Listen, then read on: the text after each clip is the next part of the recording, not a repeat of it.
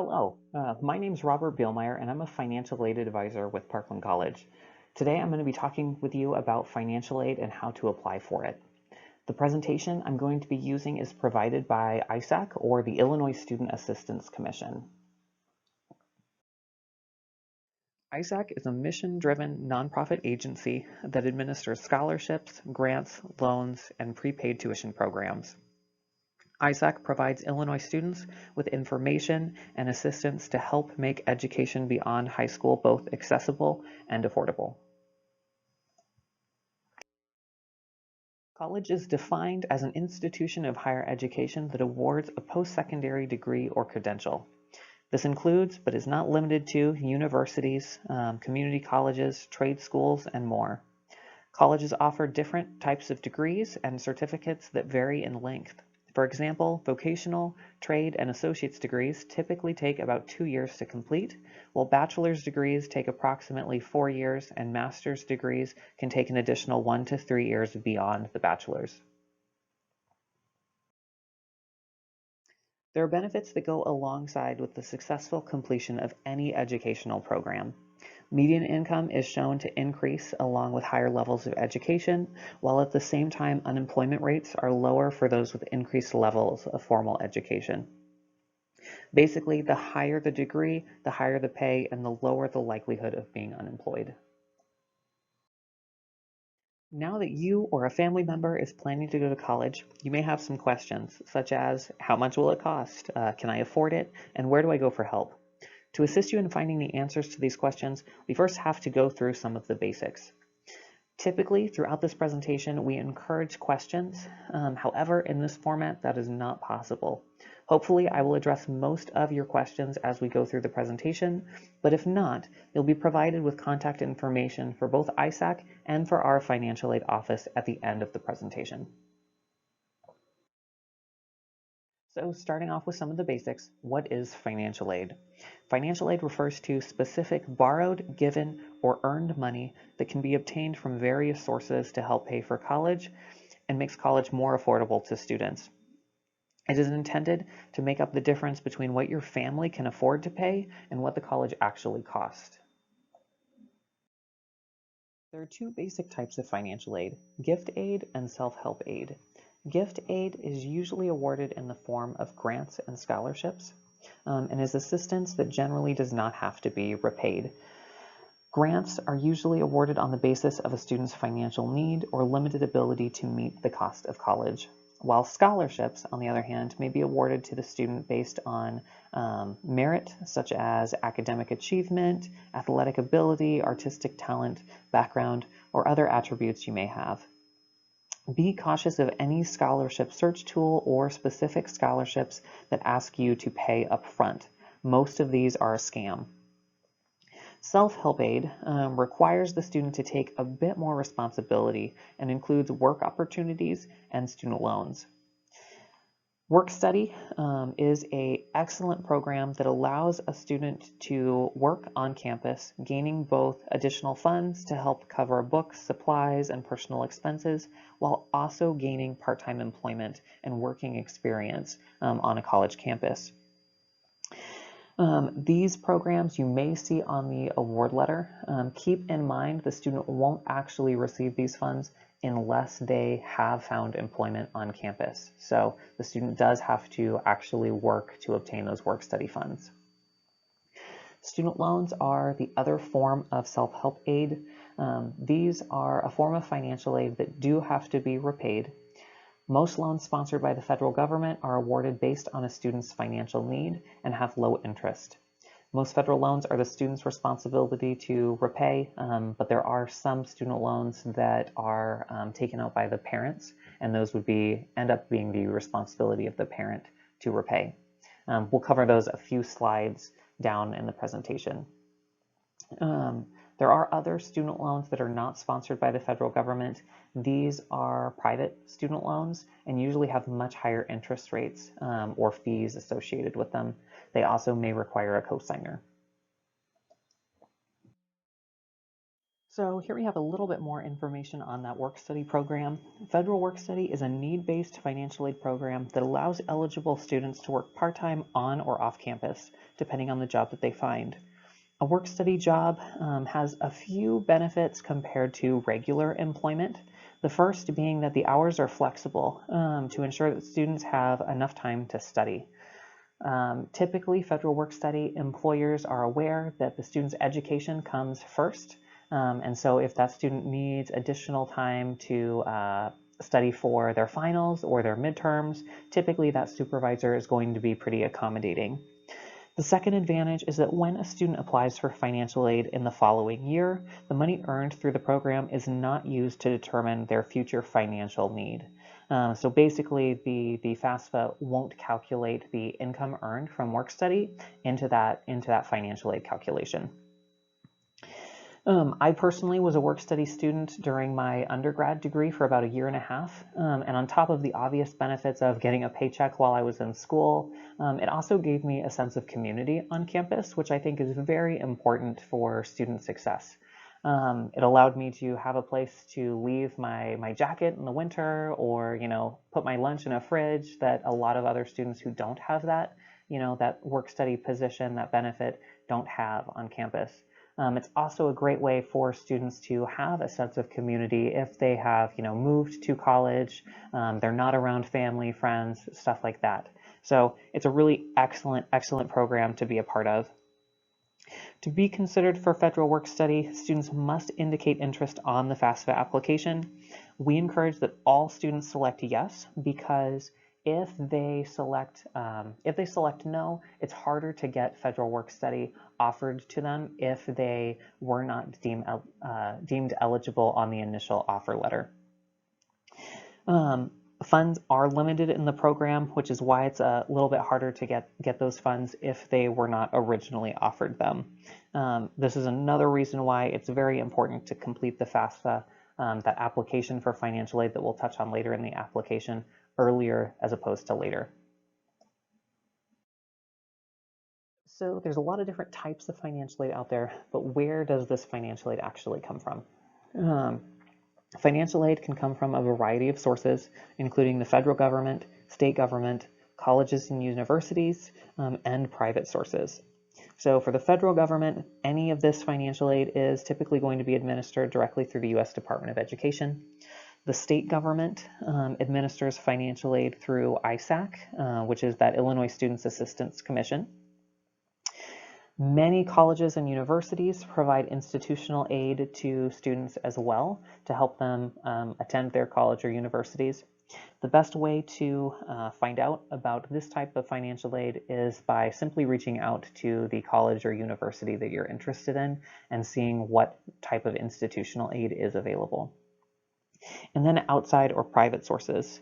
So for these, many agencies will offer scholarships directly to students. It is ultimately up to the student to research these opportunities and carefully vet them to make sure that they are legitimate and that the student's meeting any kinds of deadlines or forms requirements for those external forms of financial assistance. So I already touched on both of these on the last slide, but these are important to get to know, essentially. Although financial aid is available through many sources, the two main sources are the state and federal government. The Illinois Students Assistance Commission information you can see here on the left, while the U.S. Department of Education's information you can see on the right. They both have their own websites, and you're welcome to review financial aid information from either ISAC or studentaid.gov. So now we'll start getting into a little bit more of the specifics for obtaining that financial aid. So we've gone through the different types of financial aid that there are. We've gone through where that financial aid comes from, but how do you actually get that financial aid? Everything starts by filling out the FAFSA application, or the free application for federal student aid. This application is required to determine a student's financial aid eligibility for both federal and state aid. By completing the FAFSA, students are considered and may qualify for some or all of the need-based aid programs, including Pell and MAP. As you can see on the slide, Pell for the 2021 school year is awarded up to $6,345, while MAP is awarded up to $5,340. So a huge amount of financial aid is out there and available for students for the 2021 year, just in these two grant programs alone.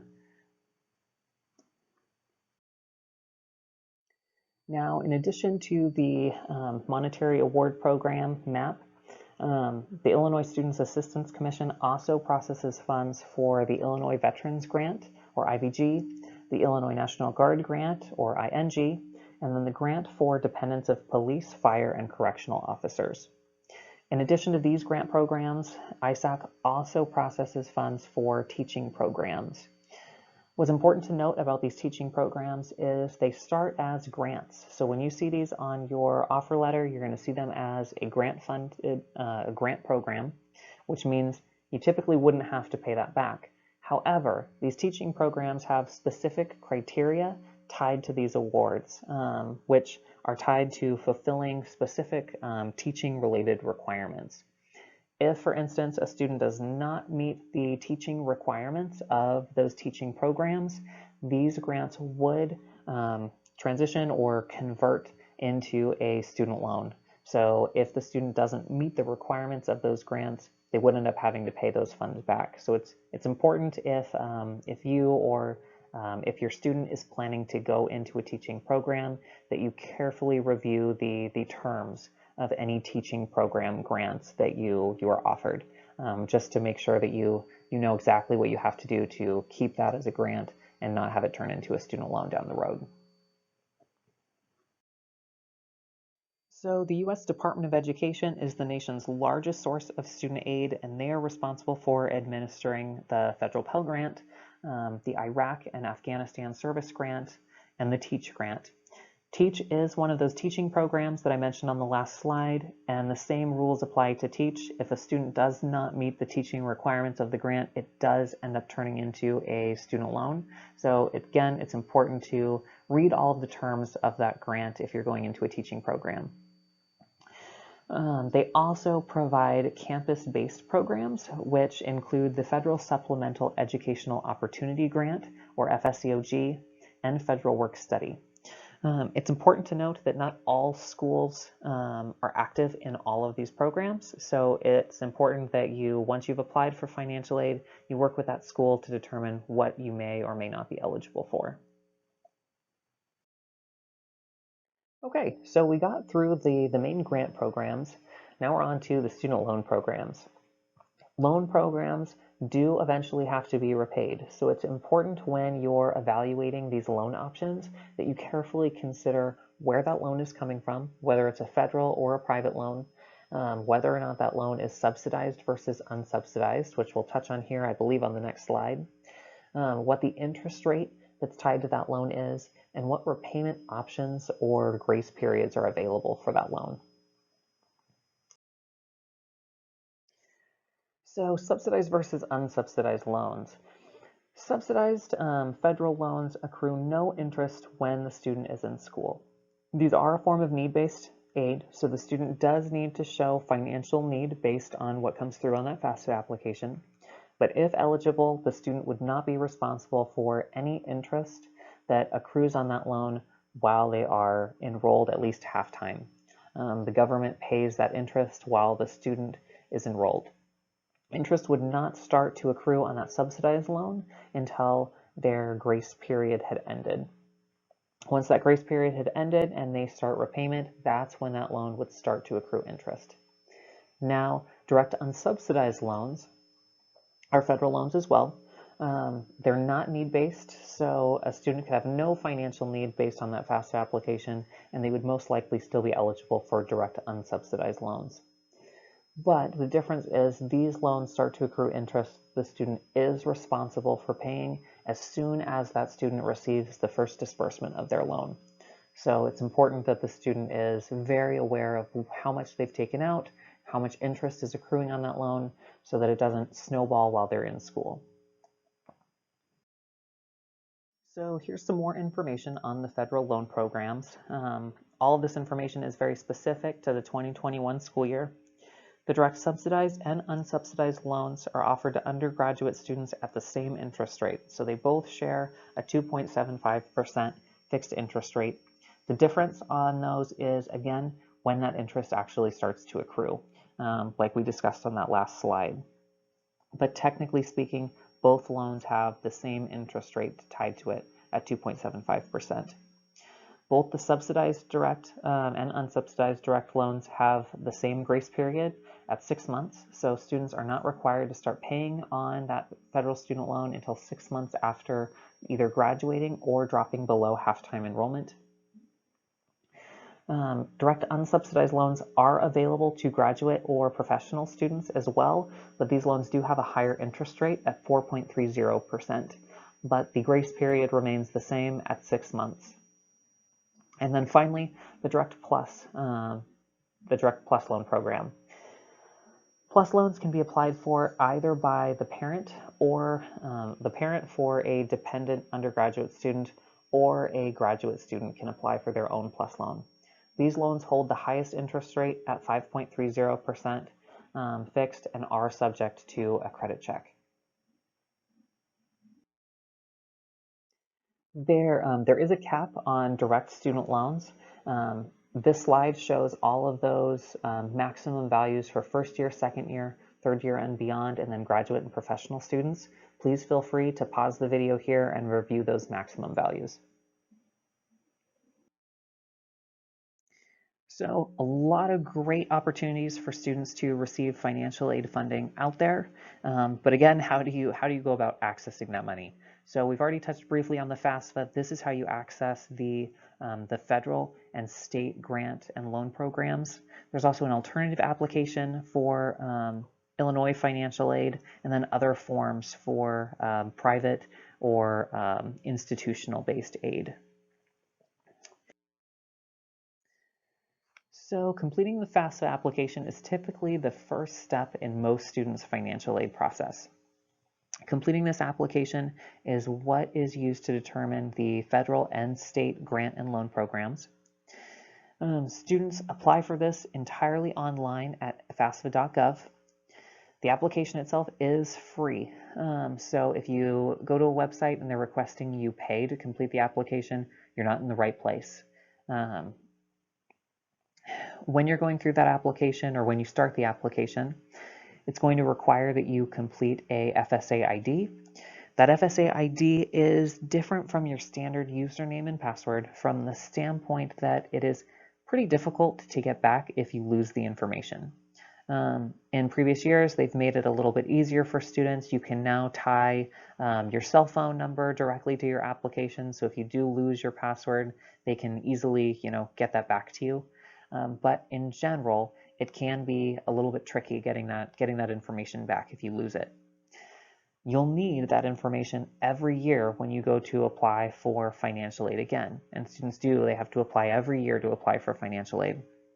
So it's important that when you're creating that FSA ID, that you save it in a safe space where you're going to remember it year after year, because you'll be using it again and again to log into your financial aid application and financial aid information. A little information on the alternative application for Illinois financial aid. This is very specific to state financial aid only. This does not apply students for federal financial aid. This application is for qualifying undocumented students and transgender students who are not eligible to complete a FAFSA. The main components within the application, the questions that they ask, are going to be very similar to what is required or asked on the FAFSA application. Just like the FAFSA, this application is free and students are able to list up to 10 schools on the application, just like with the regular FAFSA application itself. So when should you actually go about applying for financial aid? The 2021-2022 application is going to open October 1st, which means you want to apply for that year's financial aid as soon as possible after October 1st. Every college and university can have their own specific deadlines for institutional aid, so you're going to want to Make sure that if you apply for if you're interested in a specific college, that you check with their financial aid office to determine if they have any specific deadlines for their institutional aid or for expedited processing of the FAFSA application itself. The reason that it is so important to apply early for financial aid is because quite a few of the need-based aid programs do run out of money, and so these are awarded on a first-come, first-served basis. The earlier you apply for financial aid, the more likely you are to maximize your eligibility for the upcoming school year. Now, while the application for financial aid is used to determine a student's eligibility for financial aid, we do still need to get parental information on the FAFSA in most instances. In most cases, if a student is under the age of 24, they are required to provide parental information.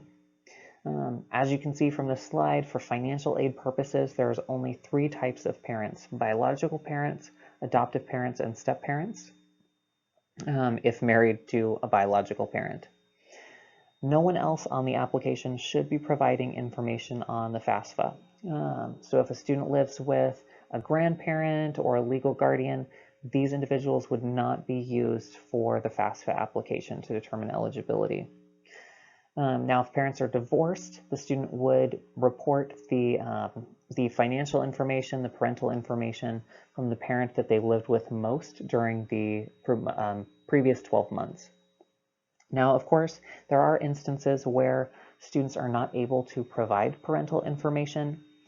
In these instances, you would want to reach out to the school for their policies on doing or processing dependency appeals if the student is unable to provide parental information.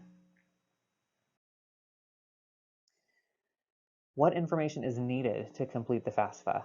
So to complete the FAFSA, they're going to require a social security number.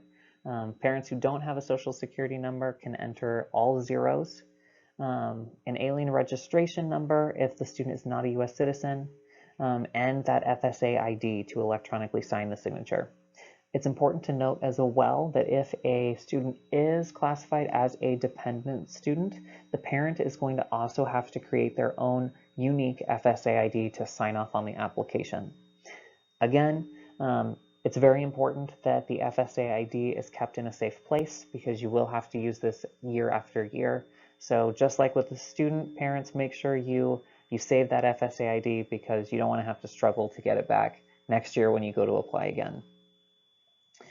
The FAFSA and alternative applications both require tax information to verify income. So for 2021, you're going to be using 2019 tax information, W-2s, and other records of income. You may need to use banking statements or records of investments if applicable, records of untaxed income, and a list of colleges the student would like to attend. On that application, the student's able to list up to 10 schools that they're interested in attending. So when you're going through that application, it's better to add all of the schools they're interested in the first time, as opposed to going back in and making corrections later. So make sure that you have a pretty decent list of of colleges that the student is interested in attending. So to finalize the FAFSA application or the alternative app, students have to electronically sign before they can submit the application. For the FAFSA, they're going to use the FSA ID. They'll enter their FSA ID information, hit sign before they can go ahead and submit. For the alternative application, a unique PIN is used to sign that application. If a student is dependent, the parent is going to need to sign the application as well, using their own unique FSA ID. Now, it's important to mention that the FSA IDs do require an email address to create the FSA ID, and that email address does have to be different. So you can't use the same email to create both the student FSA ID and then the same email to create the parent FSA ID. These emails have to be unique. It's always recommended as well that the student does not use their high school email, because eventually they're not going to have access to this email, and they're going to need to be able to use that email account to get FSA-ID information back if they lose it down the road. So make sure when you're creating that FSA-ID, you don't use the student's high school email. IRS data retrieval is a great way to streamline the financial aid application process. When you're going through that application, you are going to be required to enter tax and income information from 2019 for the 21-22 school year. When you're going through that process, when you're entering that information in, if it gives you the option to link to the IRS, you're able to click that link, follow the prompts, and just import all of your tax information directly from the IRS into the FAFSA application. It really streamlines the process, makes it a lot easier, and it's much easier for schools to verify your tax information if you get selected for verification, which we're going to touch on here in just a couple of slides. So once the FAFSA or the alternative application has been completed, what's going to happen is a number is going to be generated called the EFC, or the expected family contribution. The expected family contribution is the amount the student or the parent can be expected to contribute during one academic year. This is important because the EFC is used in a school's calculation to determine a student's eligibility for financial aid. Since the EFC is generated using all of the information that's provided on the FAFSA application, this number is not going to change from school to school. So regardless of the school you end up attending, the EFC value is going to remain the same. Once you've completed the FAFSA, you may be selected for a process called verification. If you're selected for verification, don't panic. It's very common. 1 in every 3 students get selected to go through a verification process. If you're selected, you'll be asked by the school you've chosen to attend to submit documentation to verify the information that you reported on the FAFSA. This can include tax return transcripts, W-2s, income information, and a list of members in the household. A lot of the components that are used to determine your estimated family contribution. Again, don't be alarmed, it's very common, but it is important that if you are notified that you're selected for verification, that you submit any required documentation to the school in a timely fashion. The school is not able to process your award or your offered notification for financial aid until everything for verification has been turned in and processed successfully. So make sure you're actively working with the school, you're checking to make sure that nothing else is needed so that your financial aid offer can be generated sooner than later. Okay, so now we've gotten through the different types of financial aid available, the different sources where that financial aid comes from, and how you go about applying for financial aid.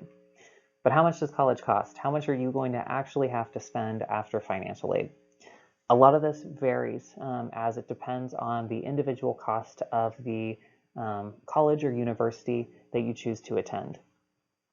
Every school is required to have a posted cost of attendance, which includes both the direct expenses of the tuition and fees and an indirect expense of room and board, transportation, books and supplies, and miscellaneous living expenses.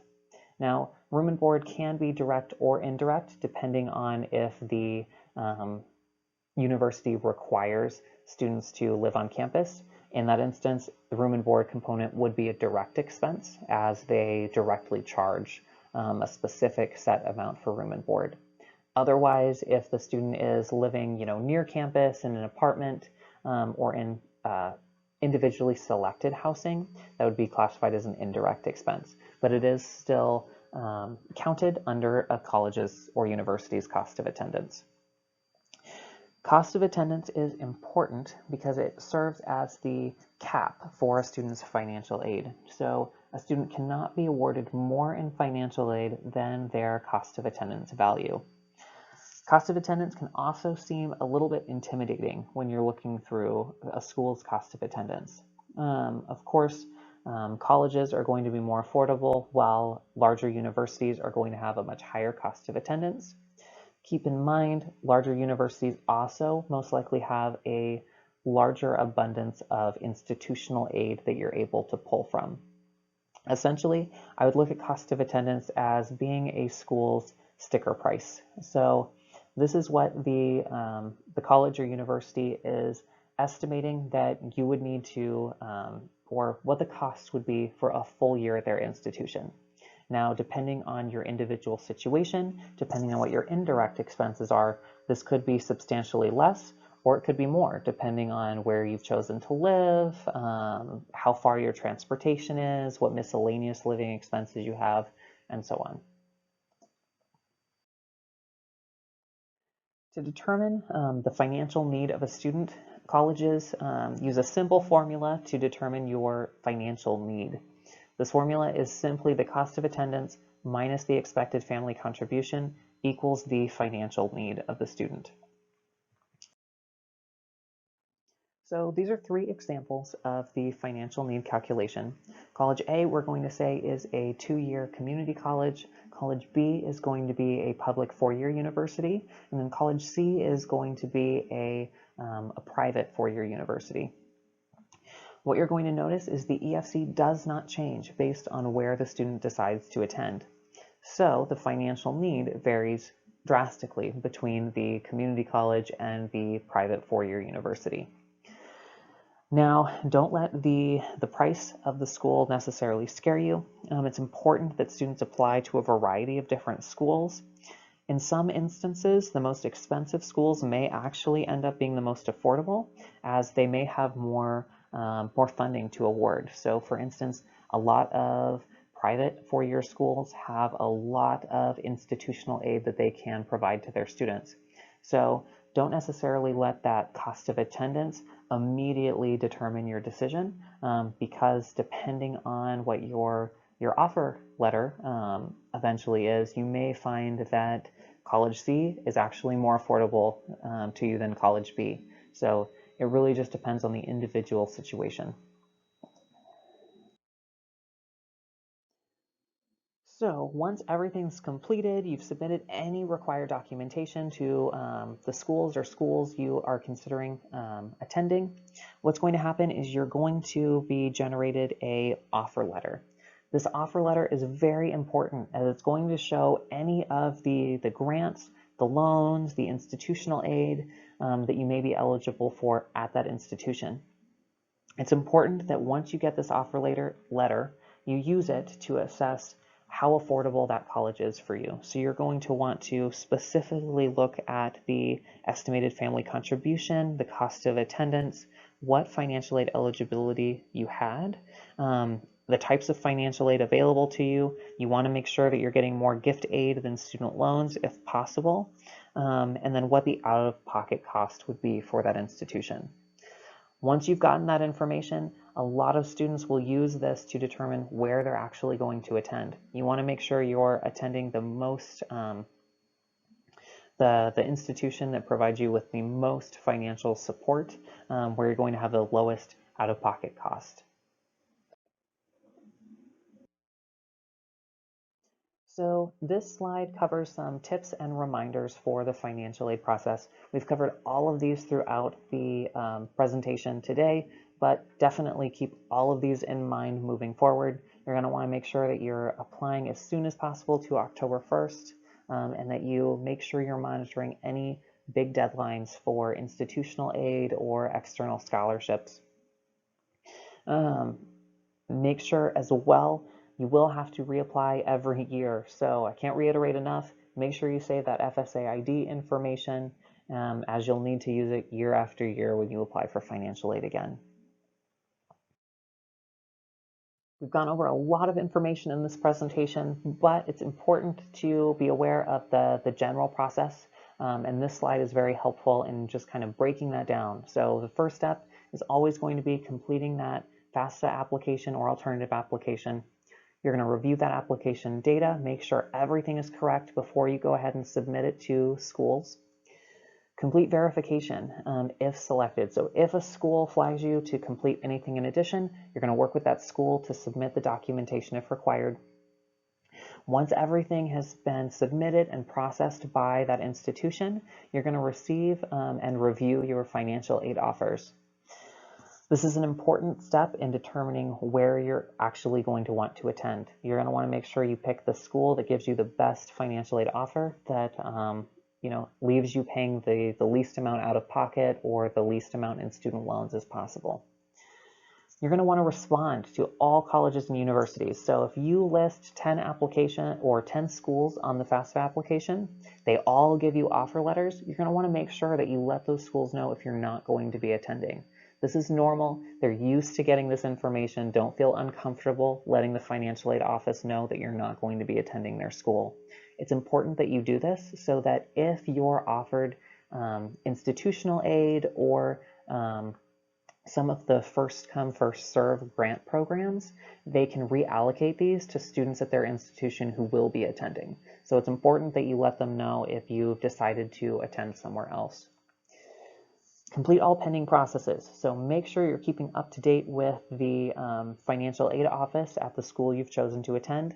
If you need to do anything else, if you're flagged for anything, if there's any paperwork that you need to complete or submit, they're the ones who are going to let you know. But it's very important that you keep track and you keep in contact with them to make sure you're not missing anything.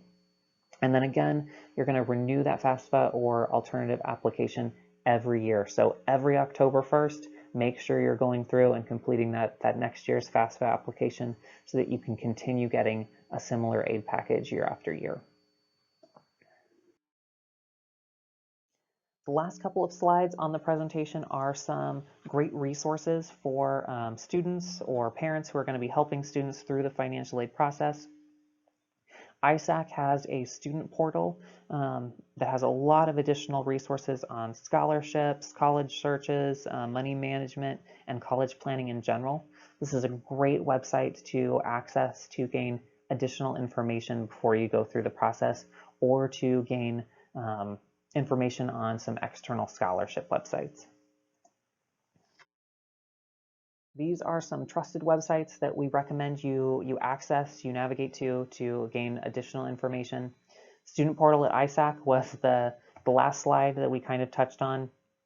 Studentaid.gov is another great resource. You can find almost any information that you need about financial aid through studentaid.gov.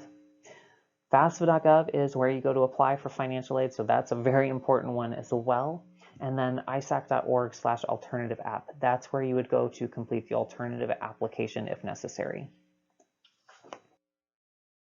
Okay, so these last two slides are just some contact information if you do have any additional questions. Hopefully I've been able to answer most of your financial aid related questions, and hopefully you'll be able to get started on the process easily. But of course, if you do have any additional questions, there are some great resources where you're able to reach out and get those questions answered.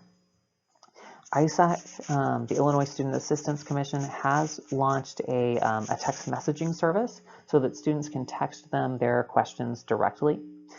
Questions received throughout the day will be replied to during regular business hours, and then questions received in the evenings or on weekends will be answered on the next business day. You'll also receive reminders about deadlines and other tips designed for students. So to get started with that process, all you'll do is pick the area code or the phone number with the area code closest to you and text them your name and then any questions that you may have. They can get back to you that way. In addition to the ISAC texting line, you're also able to reach out to the financial aid office at Parkland with any questions that you may have. So to do that, all you will do is send an email to finaid@parkland.edu. Hopefully you enjoyed today's presentation, and we look forward to hearing from you if you have any questions.